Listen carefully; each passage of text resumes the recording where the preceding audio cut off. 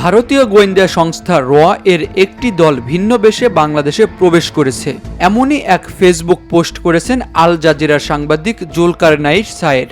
তার পোস্টের কমেন্টে তিনি একটি ডকুমেন্টের ছবি শেয়ার করেছেন, যেখানে বিডিআর হত্যাকাণ্ডের তদন্ত বন্ধ করতে বাংলাদেশের পলাতক সাবেক প্রধানমন্ত্রী ফ্যাসিস্ট শেখ হাসিনা সহ আওয়ামী লীগের ৩ নেতা শেখ সেলিম, ওবায়দুল কাদের ও জাহাঙ্গীর কবির নানকের গভীর ষড়যন্ত্রের কথা উল্লেখ করা হয়েছে।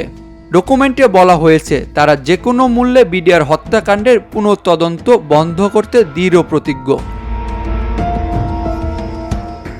জুলকারনাইন সায়েরের পোস্ট অনুযায়ী শেখ মুজিবুর রহমানের স্বদেশ প্রত্যাবর্তন দিবস উপলক্ষে শেখ হাসিনা আওয়ামী লীগের নেতাকর্মীদের উদ্দেশ্যে ভার্চুয়ালি যুক্ত হয়ে বিডিআর হত্যাকাণ্ডের তদন্ত বাধাগ্রস্ত করতে নির্দেশনা দিবেন। এছাড়াও ডকুমেন্টে উল্লেখ করা হয়েছে যে গত 15 জানুয়ারি ভারতের বিশেষ গোয়েন্দা সংস্থার প্রতিনিধি রাজেশ খান্না ও গিরিরাজ সিং রাহাল বাংলাদেশে এসেছিলেন বিডিআর হত্যাকাণ্ডের তদন্ত বাধাগ্রস্ত করার জন্য।